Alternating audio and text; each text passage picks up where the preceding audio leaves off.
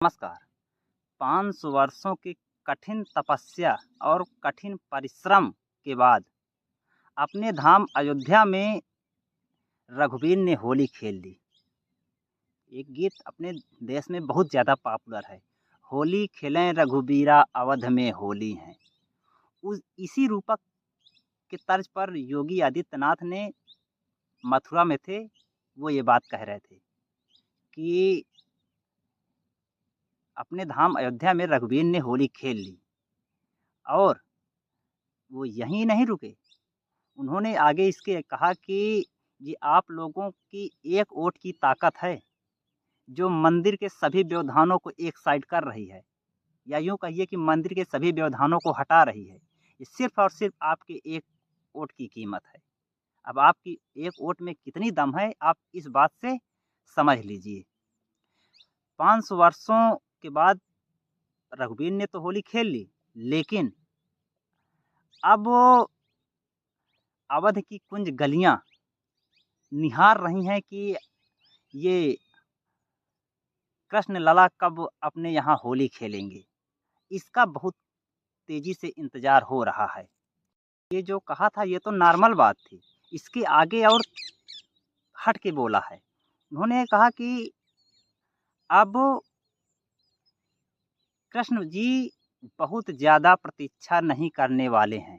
अब ये होली खेले के ही मानेंगे। अब मैं अपने देश की जनता जनार्दन से ये कहूँगा कि अपनी एक वोट की ताकत दिखाइए और अगले बार यहाँ भी भगवान श्री कृष्ण की होली खेलने का मौका दीजिए। अब आप देखिए, योगी आदित्यनाथ वैसे तो बीजेपी की स्टार प्रचारक हैं, लेकिन योगी आदित्यनाथ एक बड़े मठ के मठाधीश भी हैं, एक संत भी हैं। तो योगी आदित्यनाथ का कहा ये जनता के हृदय में गहरे तक जाता है। ये कुछ भी बात कहते हैं, लोग उसको ध्यान से सुनती है और उसको निहितार्थ को समझती है। अभी आपने देखा कि कुछ दिन पहले जब योगी आदित्यनाथ ने विधानसभा में कहा था कि जो वो नंदी बाबा ने रात में बैरिकेडिंग तोड़वा डाली, वो भी 12 बजे रात की। लेकिन वहाँ जो पूजा अर्चना बंद थी, पूजा अर्चना तलग्राह में शुरू हो गई। ये पूजा अर्चना बंद कैसे हुई थी, इसकी आज तक कोई जानकारी नहीं हुई। कोर्ट बार-बार कहती थी कि हमें प्रमाण लाओ, प्रमाण लाओ, लेकिन कोई नहीं।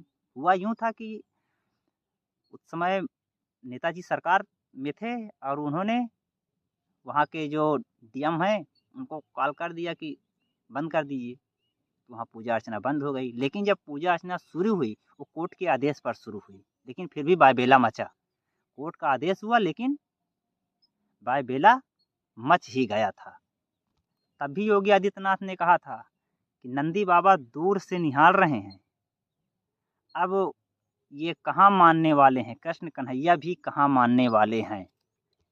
योगी आदित्यनाथ हिंदुत्व के बड़े चेहरे हैं और इनका कहना बताएँ ना कि इनका कहना जो है गहरे तक जाता है।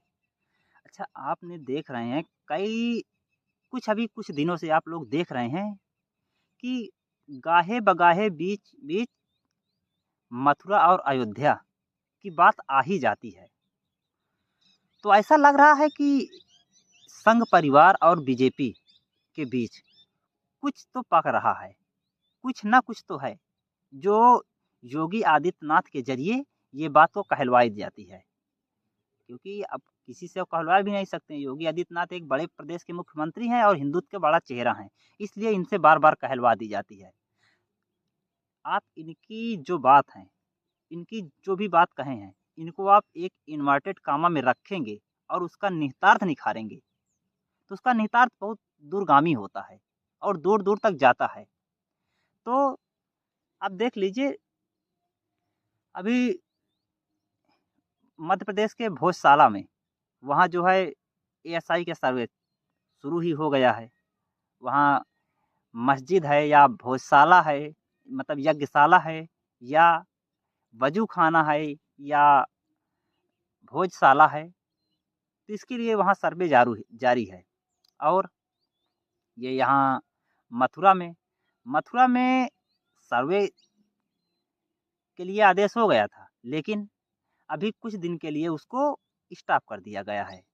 लेकिन स्टॉप हो गया अभी कुछ दिन के लिए हुआ है, ऐसा तो नहीं कि ये हमेशा के लिए हो गया, शुरू हो जाएगा। अभी कुछ बात है जिसके कारण रोक दिया गया है।